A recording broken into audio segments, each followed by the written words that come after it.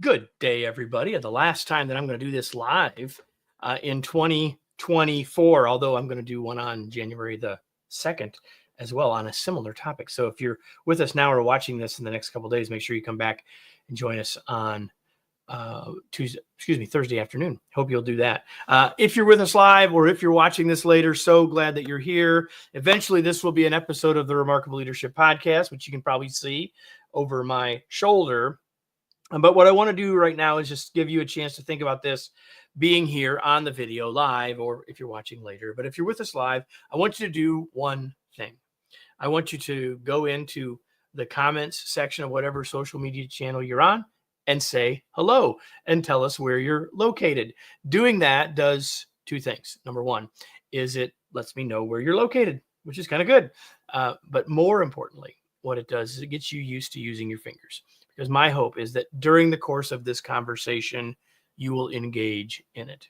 I want you to imagine this. Imagine that you and I and my guest were sitting around a table. You were having a cup of coffee, drinking a glass of water, whatever. And if you had a question then, you would ask it. If you had a comment, you would share it. If you had an idea, you would offer it. All of those things would be true, right? They would happen naturally. But you're not around the table with me. In fact, I'm not even at the same table as my guest either, but you can do the same thing by asking those questions, sharing those comments, making those observations by typing them in. Hope you'll do that. If you do that, this will be a better conversation. It will be more valuable for you. And eventually it will be a better podcast because yes, this will be an episode of the Remarkable Leadership Podcast, although not the part we've just talked about. And so I'm going to do a countdown for Marissa, where we will trim this for the podcast itself. Marissa, this is for you in 3, 2, 1. How much urgency is in your life? Is it fueling you or is it driving you crazy? Have you even ever stopped to think about how much of the time you are living in the urgent?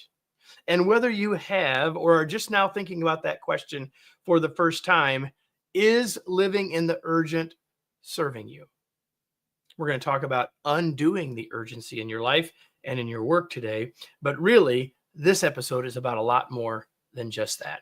Welcome to another episode of the Remarkable Leadership Podcast, where we are helping leaders grow personally and professionally to lead more effectively and make a bigger positive difference for their teams, organizations, and the world. If you are listening to this podcast, you could be with us live for future episodes on your favorite social channel. Just to get all the information about when we'll be live and all of those things so that you can interact with us and get these valuable insights sooner, you can join our Facebook or LinkedIn groups. Just go to remarkablepodcast.com/Facebook or remarkablepodcast.com/LinkedIn to do that. Today's episode is brought to you by my latest book, Flexible Leadership: Navigate Uncertainty and Lead with Confidence.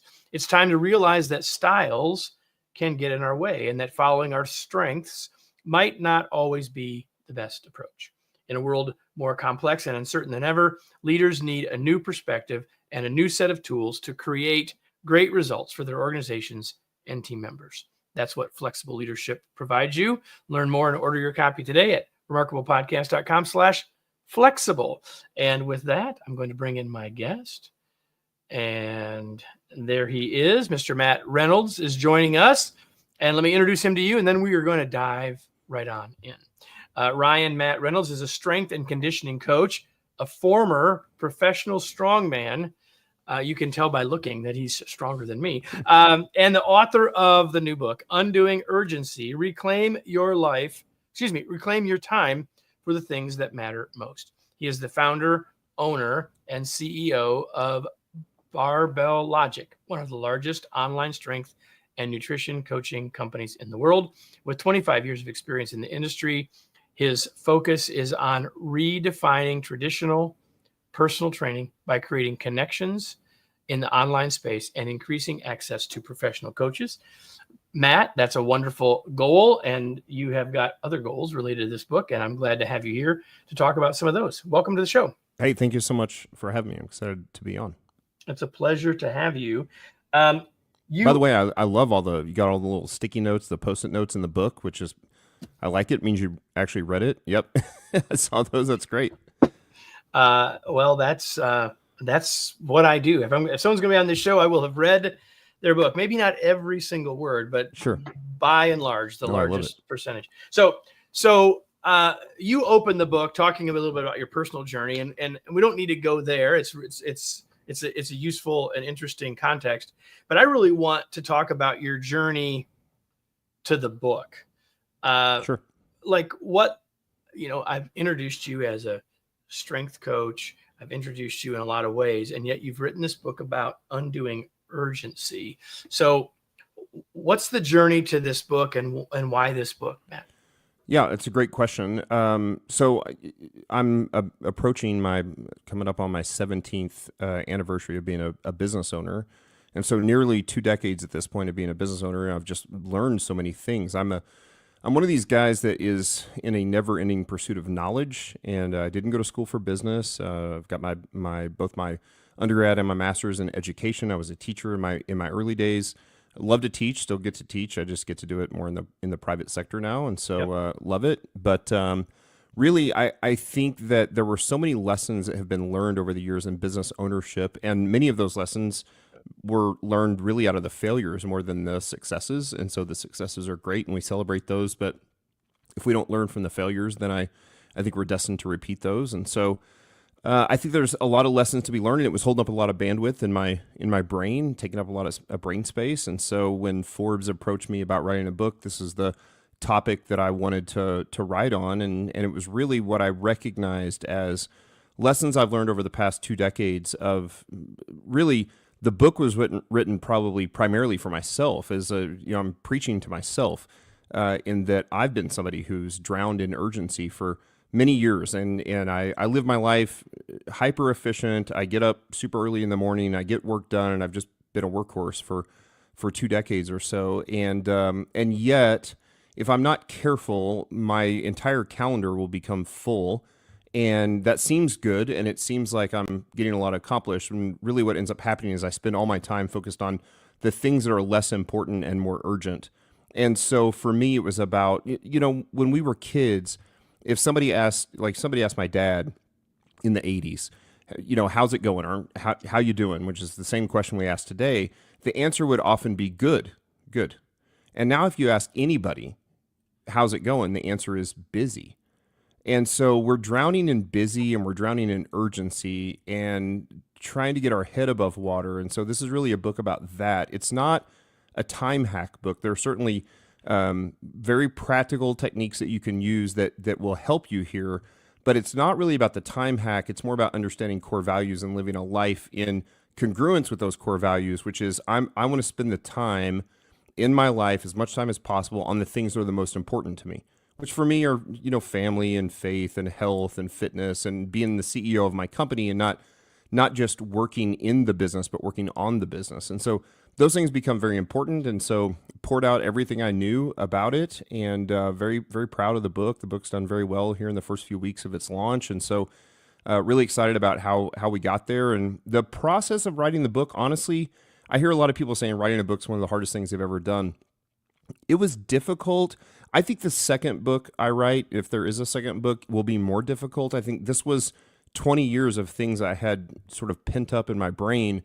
And I've got a great editor-in-chief that works for me. We've worked together for 20 years, and so he knows my voice, and we worked together on the manuscript. And it was a really smooth process of writing the book. And then he's such a great copy editor that by the time we would send it off to Forbes, who's the publisher of the book, they would come back and say, this is great, no changes to be made. And so I think they also loved it, that we had a great copy editor and someone who is excellent in their writing ability to be able to really tighten up my language and my lingo and the ideas in the book.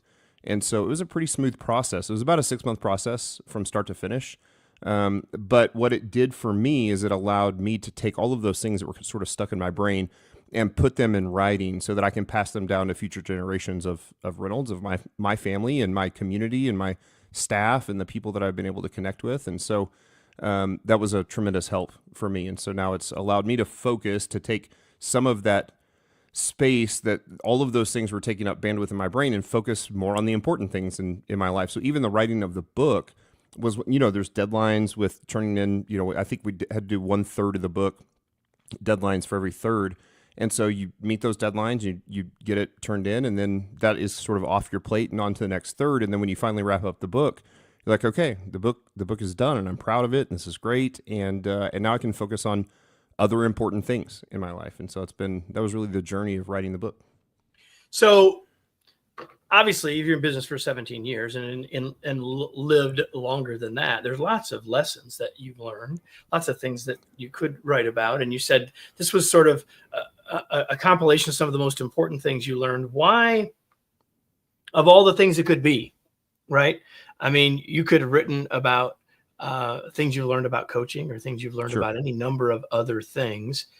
Why has overcoming urgency been so important for you personally? Yeah, again, another great question. I think ultimately that the people who are most successful in the way we define success in the world, probably across the board, not just financially, but with happiness or joy in their life, are those who can really focus on the important things and move the ball down the field. I think many of us get stuck in the trenches of the urgent, and again, sort of drowning and trying to keep our head above water on a daily basis. And that might not just be work. It's often, it's kids' sports, and it's community, and it's church, and it's family, and it's all of the housework and all the things. And so those things are necessary. Some of those are important and urgent. Some of them are not important and urgent. Some of them are not important, not urgent at all. And so I think for me, understanding that when I looked at the most successful people in the world that I would try to model myself after, they have the ability to really focus and get stuff done.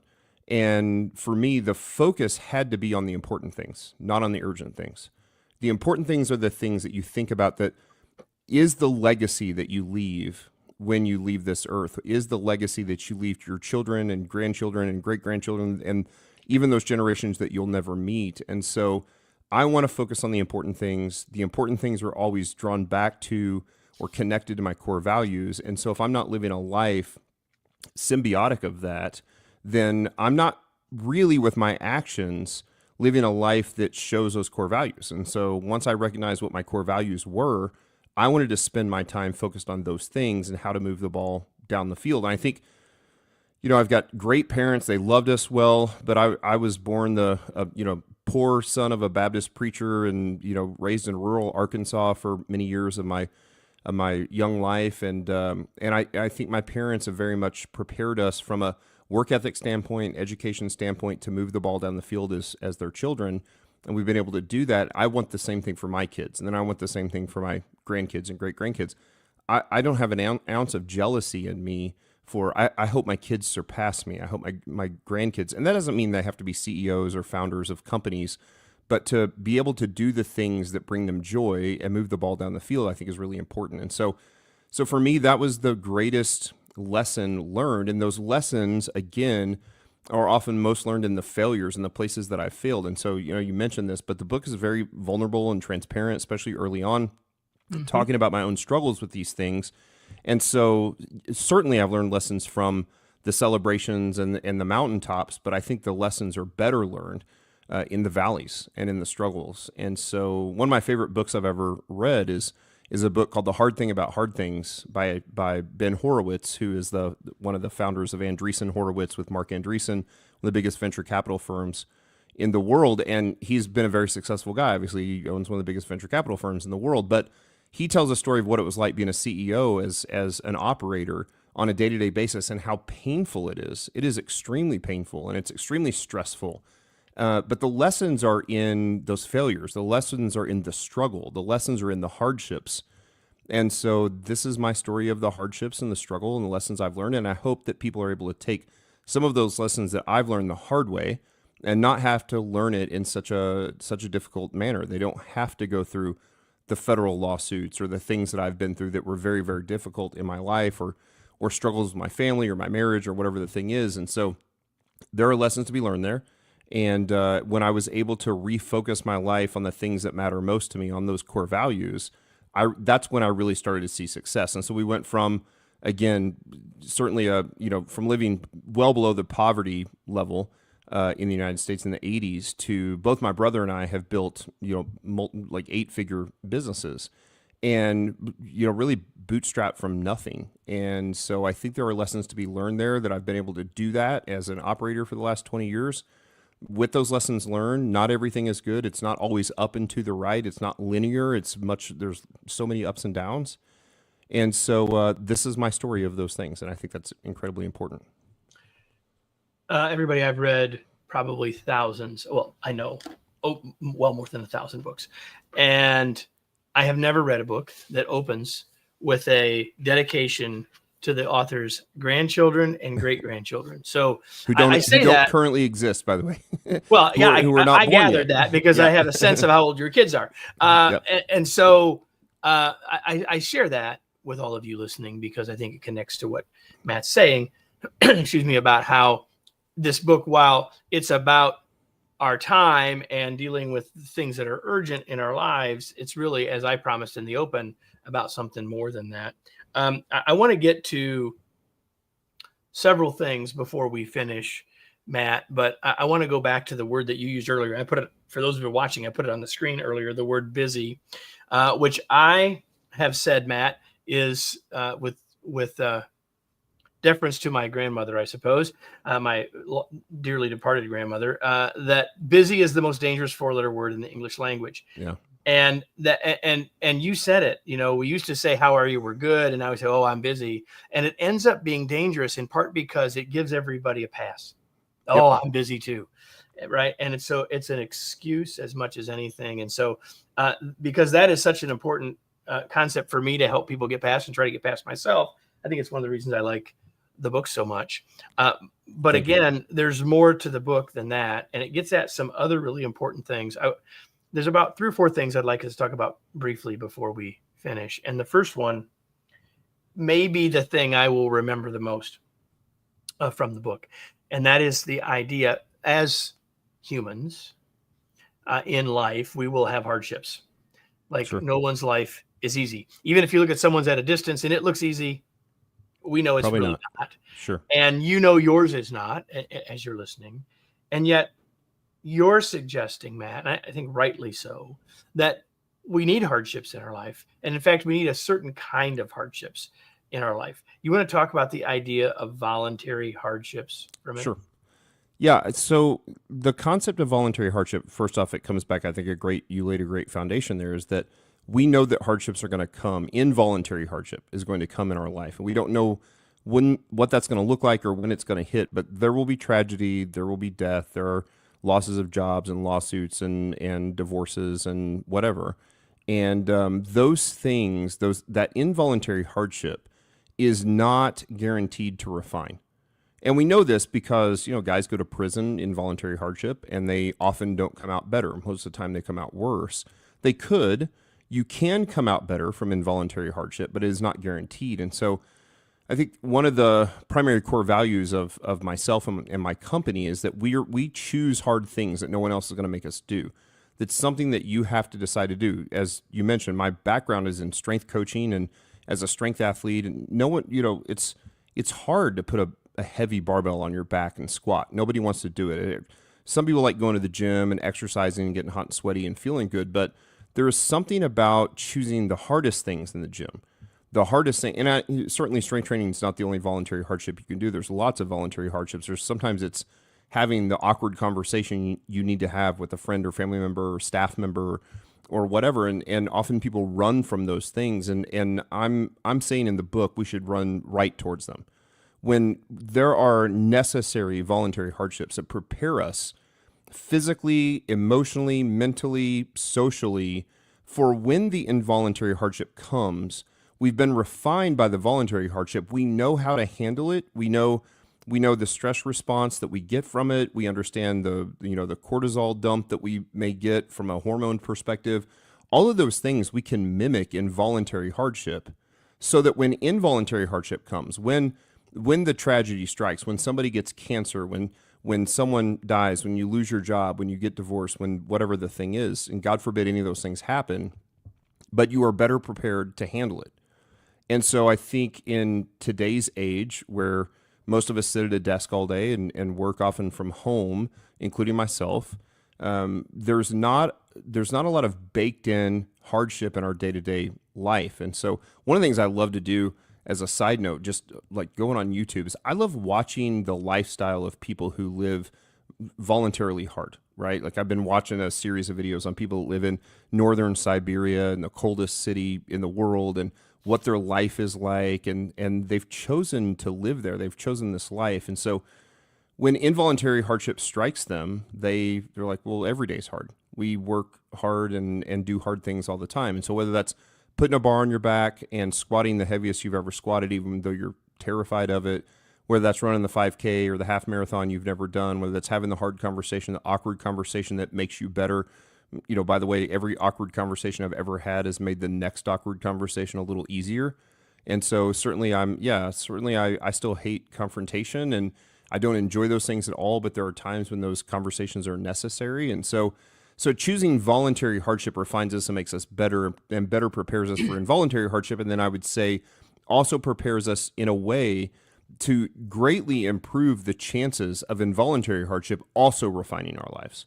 So when you live an easy life and you've sort of been handed everything, or you haven't really worked hard, or taken yourself to a place that you didn't think you could go, or you were scared to go, or completely out of your comfort zone voluntarily, when it happens involuntarily, it often crushes you. Yep. You're not prepared. That's why we do it. So all of the conversations, and some of them have been on the show in the past 400 and some episodes, about resilience or grit or these sorts of things, are all connected to this idea of what can we do to prepare ourselves for that better on purpose, right? Use wisely our power of choice in order to make that happen. There's a couple of things that I think are directly related for us as leaders. And again, you're a business owner, you're a business operator, and you talk a lot in the book about challenges that you had with delegating. Sure. Or really your unwilling, and at least at one point in time, your unwillingness to delegate. And by the way, that is not, and you know this too, that is not an unusual story. It's an evergreen topic of need for us as leaders to work on, as being better at delegation. So Matt, what are one or two things that you've learned that you think are universally helpful for us as leaders to get better at the practice of delegation? Yeah, that's great as well. And I think that often our greatest attributes as entrepreneurs and founders can be our greatest downfall as well. And we know when we start a business that it's going to be hard. We understand. And but we don't really there is a superhero mentality that we have. I think, well, it was really hard for those guys, but I'll figure it out and I'll make it work and we'll be successful, right?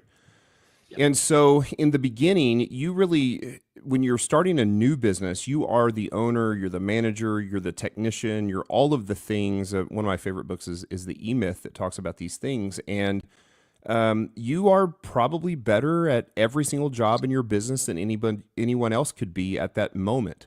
But the business can't grow if you can't delegate, right? Just imagine if you think about the giant seven or whatever, the Facebooks or Metas and the Amazons and the Apples and the Nvidias and the Teslas. If that was an employee group of one, and all you had was the founder, those companies would be minuscule. And until you learn how to delegate and how to train up other people to do a job that you're doing, but you're maybe not specifically skilled at, that you cannot grow. This is the being able to free up your time to work on the business and not in the business. And so over time, I've hired, I've got our head of HR, we call a CXO, a chief experience officer, a COO, a CMO, a CFO. I did all those things in the early years, and I was better at them than anyone else was in my company. But you hire often on potential, and you train them up. And in the first few weeks, my experience is that they are often 75 or 80% of as effective as you are, which is pretty good. But now I can look at, especially my executive team, my C-suite, my leadership, they are all far better at their job than I ever was at their job. And so that's allowed me to free up to be a true CEO. And that term gets thrown around a lot. We're a Delaware C Corp where I'm an actual CEO where we've got 100 plus staff members, and I really have to be a CEO at this point. I can't be in the trenches constantly. I have to hire great people, train them up on their job, and then let them do great work, and really mostly stay out of their way and let them kind of report up to me and ask questions as they have challenges and struggles. And so that delegation piece, you just have to understand that there's a process there. If you hire somebody on day one and you expect them to be better than you, they won't be. No one is. It's your business. And no one is as deeply invested in it as you are. No one probably ever will be. And so yet, if the day's going to come, if you're wired to grow a business to a point of 7, 8, 9 figures plus, you have to be the type of person who understands how to delegate and how to train people and then give that away. And so I spent a lot of time writing systems and standard operating procedures, which no one really wants to do. That technical writing, I'm sure there are some weirdos out there that love it. I didn't, but I still did it. And that was my SOP, my standard operating procedure. And then when I hired somebody, I would give them that SOP and I'd say, this is your SOP. Now I want you to follow it step by step, exactly as I wrote it for the first few weeks. And over time, you'll start to see inefficiencies in my SOP because you have the potential to be better at your position than I am. And so that SOP becomes theirs. They have ownership in it. And so you're not treating them like an owner. They are an owner. And on top of that, we've also, and this is just as a side note, I think it's very important as a business owner, especially as a business grows, to be generous with equity with your great employees. And so that, again, they're not acting like an owner, but they actually have percentage ownership of the company. Right. So that they are actually invested in the growth of the company and the health of the company. And so that I have a team of A players, as my leadership team and executive team. I trust completely.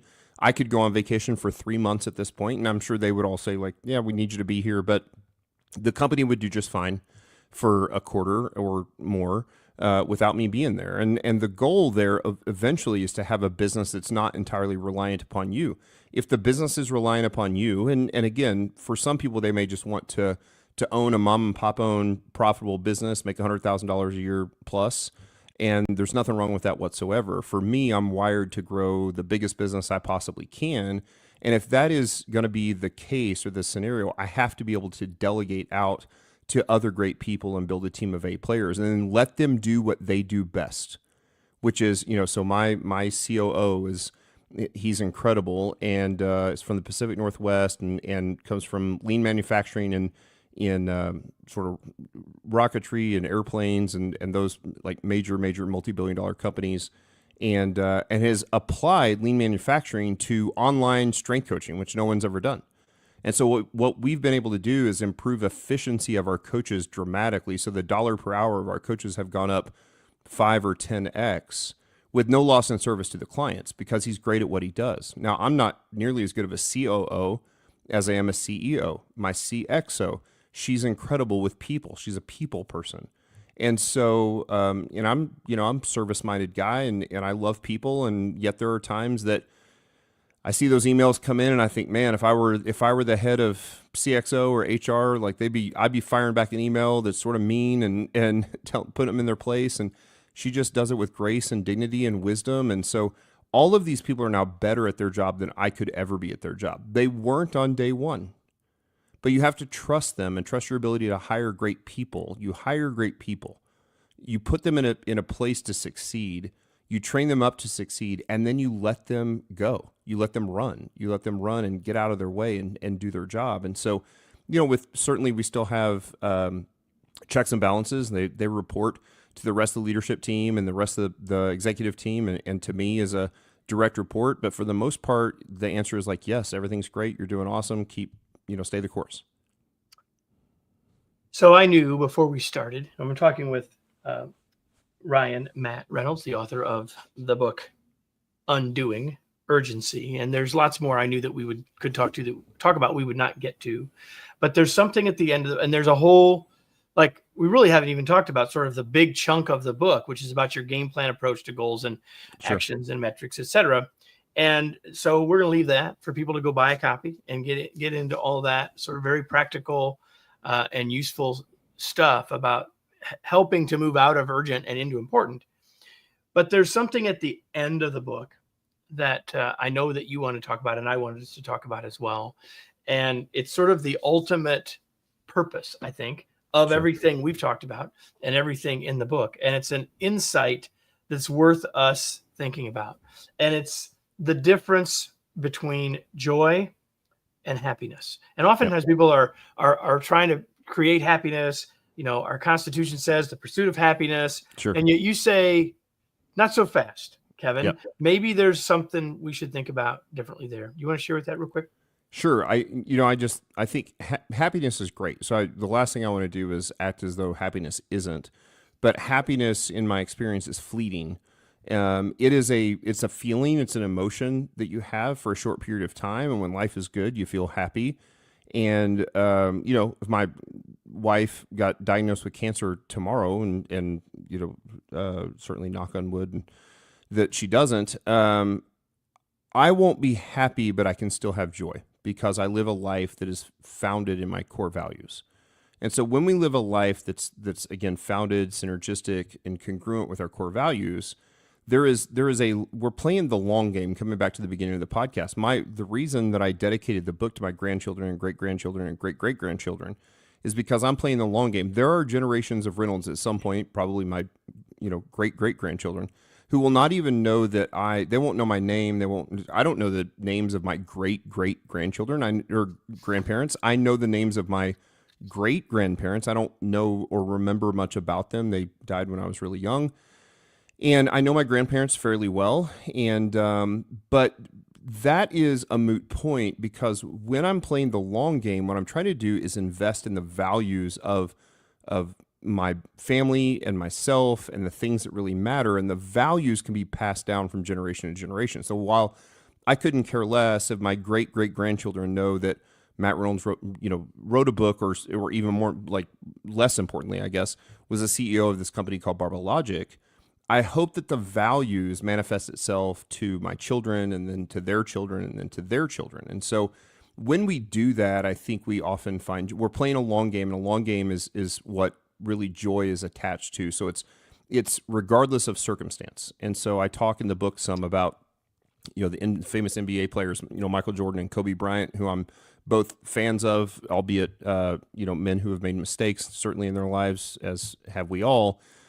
My perception is that Michael Jordan really just pursued the goal, the goal, which was the NBA championship, was the thing that brought him happiness. But once he reached the goal and got the championship, there was a short period of celebration, and then it was on to the next goal, which is the next championship. Kobe seemed to find a way to find joy in the work itself, in the voluntary hardship. And I think that joy is often built not in the achievement of the goal, but in the pursuit of the goal. It is the thing we're aiming for when we're 80 or whatever the age is, and if we are who we say we want to be, if I'm the jacked old wise grandpa that's respected by others in different places in my life, that's great. But what really brings joy is the 60 years of work that went in before that, from 20 to 80. And so with the game plan, the goals, actions, metrics, etc., there's a goal we're trying to achieve. And the voluntary hardship and the work to get there is explained in the book as a means to the end. I think the joy is actually found in the pursuit itself, not in the accomplishment of the goal. And so when we recognize that joy is found in the work, joy is found in the pursuit, joy is found in those things, not in the once you've arrived, which I don't think anybody ever gets. Nobody ever makes so much money or is so successful that they're like, I've found, eternal joy in this. What really brings joy is the pursuit of those, a life focused on the pursuit that is, again, symbiotic or in congruence with your core values. And so for me, I differentiate between happiness and joy. Happy's great. Like we just had we're recording this right after Christmas. We had a great Christmas holiday with my family. We're close to my family. It was a great few days, but then it's on to the next thing. And so for me, it's less about those individual moments of happiness that then pass, and it's on to January, and now we're first quarter for the business, and we're focused on those sorts of things. And And it's more about the long-term pursuit, playing the long game that brings joy ultimately. And so I don't want to pursue the goal at all costs at the cost of joy or happiness just to achieve the goal. But I recognize that the real joy is in the pursuit itself. And that's a tough lesson to teach, not just to your staff, but to your children. I mean, helping your kids understand that the work itself is not just a means to an end, but the work itself has incredible value in producing joy in your life long term. Those are the things we're trying to pass down. And to tie it back to the beginning, everybody, you're not going to get there if you're living in the urgent. That is for sure. So a couple of things, Matt, before we finish, shifting gears, I'd like to know what it is outside of your work, and what are the other things that you do for fun, or what are other things? I'll just leave it there. What is it that you do for fun? Yeah, I love to train. I still love to exercise. Again, I was a professional strongman and high level powerlifter in my 20s and 30s. Now I'm in my late 40s, so I'm not going to hit the numbers I used to hit, and yet I still get a lot of enjoyment out of training and being healthy. I've noticed that all of those other things that bring me joy are downstream from that. And so it's not that fitness and training are the most important thing in my life, but practically I have to carve out that time every day in my schedule. I'm sweating right now because I just finished a workout about 30 minutes ago, and so I'm still sweating from it. And when I train and when I'm healthy, I'm a better husband, I'm a better father, I'm a better business leader, I'm a better church leader. Like, those things are very important to me. And so certainly the other things that are extremely important to me is family, which I think for those of you listening who have family, I would hope that that's towards the top of your list, like good quality time with my family and investing in my family. We've had tremendous conversations around the dinner table. We're very intentional about eating dinner together at the actual dining room, cooking meals together and having great conversations about culture or politics or religion or whatever, the type of stuff that I stay away from on a practical basis on podcasts, but that are great to talk to your kids about. And so to pass down those values, those things become very important. My faith is super important to me. I'm a leader in my church, and your core values don't have to be the same thing as my core values. That's fine. And as a matter of fact, we talk through this in the book. I give examples of what mine are. But I think living a life that is focused on where the majority of your time is spent on the most important things is really important. And then again, as a CEO of my business, I want to do the things that only a CEO can do. And so if I'm drowning in the urgency of the in the trenches work, which is easy to do as a CEO, then I'm not really doing the things that only a CEO can do. And so figuring out how to delegate well, how to have executive assistants, and we do the same thing even at home, having someone to mow my lawn or a housekeeper to come keep the house on whatever regular interval that is that you can afford. I think those things are important because it frees up that time for you. I'm not too good to clean toilets and baseboards and floors, but if I can hire somebody else as a relatively successful CEO, then I can take that time and I can focus it on the things that are more important, which may be time with my family, time in my spiritual disciplines, health, fitness, exercise, and then, of course, working as a CEO and vision casting and thinking about the future. I mean, here we are at the beginning of the year of 2025, and we're thinking about what are our goals, actions, metrics, execution of everything we want to accomplish in the business for 2025. And again, if I'm just trying to keep my head above water and make payroll, then I don't ever get to do that. And so it's imperative that I focus on the things that are most important to me. And so those are the big four, I think, for me. And for others, they're going to have other things. I mean, there's people listening to this that don't have, they're not married, they don't have kids, they don't have family, maybe they're not religious in any way. But you will recognize, and I think what the book does, it starts at that kind of 30,000 foot view, helps you to identify the things that are really important to you from a core value perspective, and then start to lay out goals in that game plan, the goals that will help you reach the places you want to go on the things that are really most important. And then the actions just support those goals. The metrics are how we measure. The execution is the day-to-day task list of what we do to make sure we're moving the ball down the field. And so when my task list is 35 things long and I look at it and 30 of the 35 are not important, they're just urgent, then I know everything's out of whack. And so just having your calendar, one of the chapters in the book is called your calendar is a truth teller. And it's a truth teller because we can look at our calendars and see, like, people can say what's important to them, but then we can look at your calendar, if you use Google Calendar or whatever the thing is, and we can see where your time is being filled. If your time is being filled on things that are actually urgent and not important, then you're not really doing the thing that you said you were going to do, or that the life that you want to lead. And so no one will remember the urgent work that I do. And this really comes from Eisenhower. He said, I have two types of problems: urgent problems and important problems. The urgent are never important, and the important are almost never urgent. His goal was to free himself up from the urgent so he could focus on the important. And that's what we're trying to do, I think, as business owners, as founders, as successful business leaders, as husbands, as fathers, moms, wives, community leaders, church leaders, whatever that thing is. I think those things, that's what we're trying to focus on. I know because we talked before, and I know because I've read the book, and you've mentioned several books. Give us one more book, maybe something you've read recently, or just one thing that beyond your own. We'll talk about that a little bit more in one sec. One more book that you might recommend to others.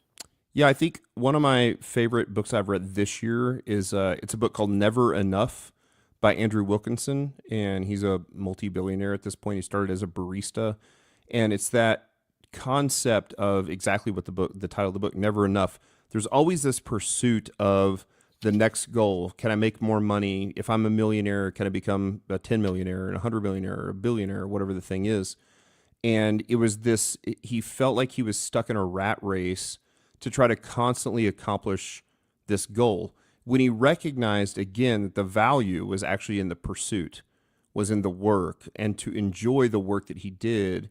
He gained a tremendous amount of calm. The anxiety goes away.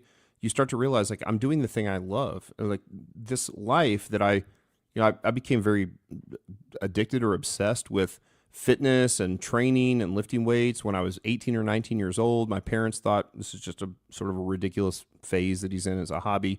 And of course, as that's turned into an 8-figure business, mom and dad have become much more much more proponents of what I do. And so I get to do the thing I love.